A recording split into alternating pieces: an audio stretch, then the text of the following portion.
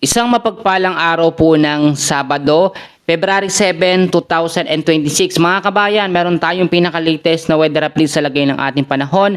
But before that, please don't forget to like and subscribe at pahit po ng notification bell.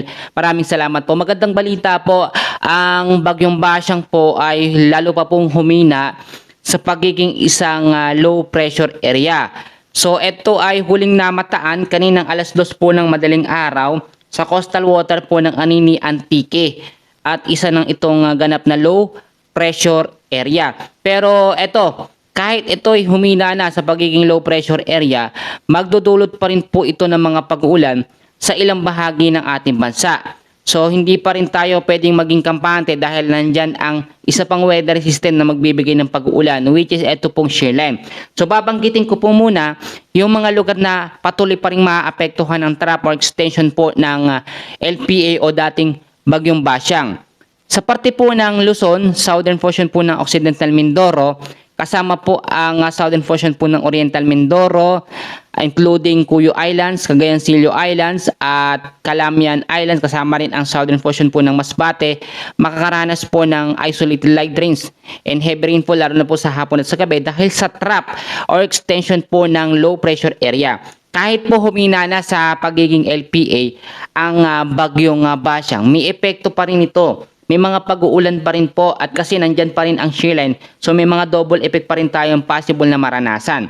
So sa Visayas, mag-ingat po sa banta ng mga pag-uulan, lalo na ho bandang hapon at sa gabi, ang southern portion po ng Eastern Samar, kasama rin ang southern portion po ng Samar, kasama ang Guimaras, Iloilo, Capiz, Antique, including Caluya Islands, Aklan, Biliran, Bohol, Cebu, Negros Occidental, Negros Oriental, Leyte at Southern Leyte, kasama ang Siquijor. I-take note nyo po yan dahil sobrang importante. So sa parte ng Mindanao, apektado pa rin ng trap, no? Hanggat hindi kasi nawawala. So eto, kailan ba mawawala o malulusaw etong LPO dating Bagyong Basyang? By Monday pa po ito ng madaling araw o pwedeng mapaaga sa gabi po ng linggo. So sa Dinagat Island, Surigao del Norte, Agusan del Norte, Misamis Oriental at northern portion po ng Misamis Occidental ay patuloy po makakaranas ng isolated light rains at pwede rin magkaroon ng mga pag-uulan, pagkulot at pagidla lalo sa hapon at sa gabi. Kasama rin ang Camiguin at northern portion po ng Zamboanga del Norte. Mag-ingat yung mga lugar na yan dahil hanggat nandyan pa ang banta ng LPA o dating Bagyong Basyang, yung trap or extension ng kanyang hangin, patuloy lang po yung iikot. So ngayon, tignan nating mabuti. Meron pa tayong heavy rainfall warning ha. I-explain ko yan sa inyo mamaya. At ngayon, kung makikita nyo ho, wala tayong nakikitang panibagong bagyo na magiging kasunod agad nitong Bagyong Basyang.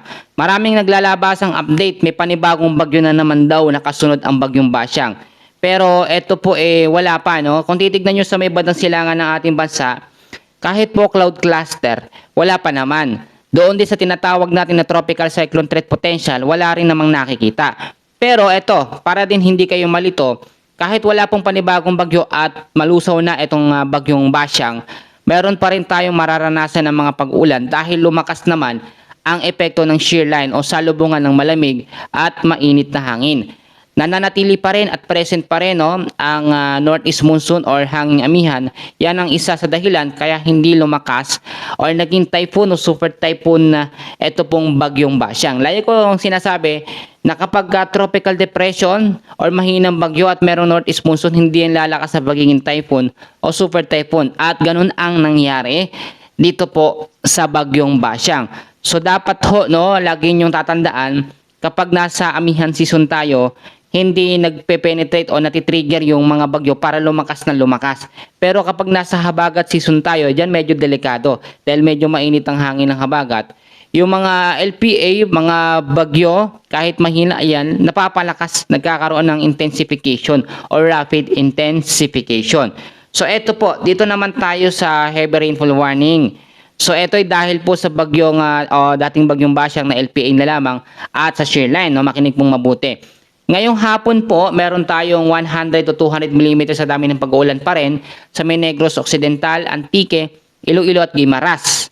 Meron naman 50 to 100 mm sa dami ng pag-ulan sa Palawan, Negros Oriental, Cebu, Bohol, Siquijor, Aklan at sa May Capiz.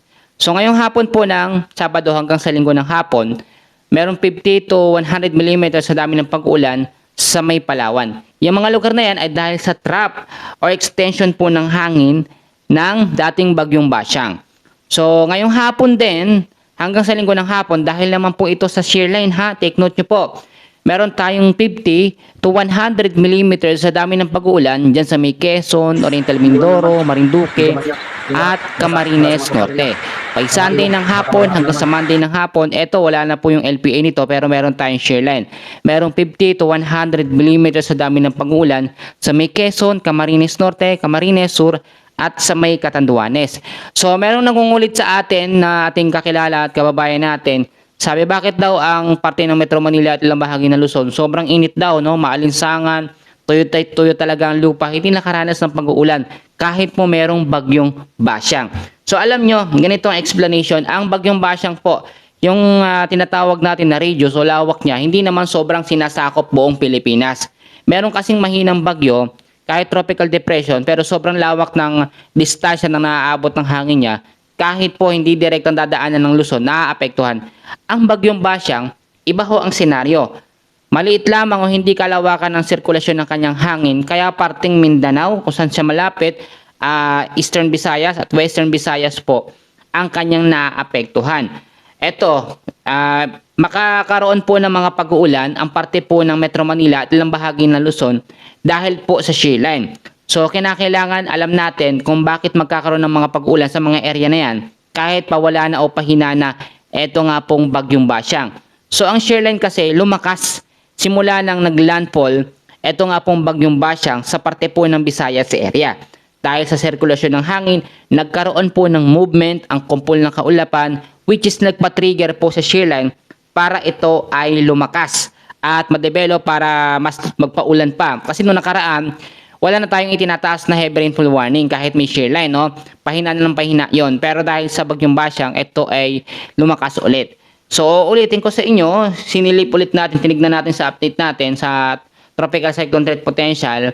Within the next 3 to 5 days, sure na wala pa tayong bagyo o panibagong bagyo na mamomonitor. Pero yung mga cloud cluster, pagdating by next week, imo-monitor natin dahil may mga sirkulasyon kasi ng hangin na minsan akala natin is kumpol ng kaulapan ng cloud cluster, yung pala is ikot lang ng hangin.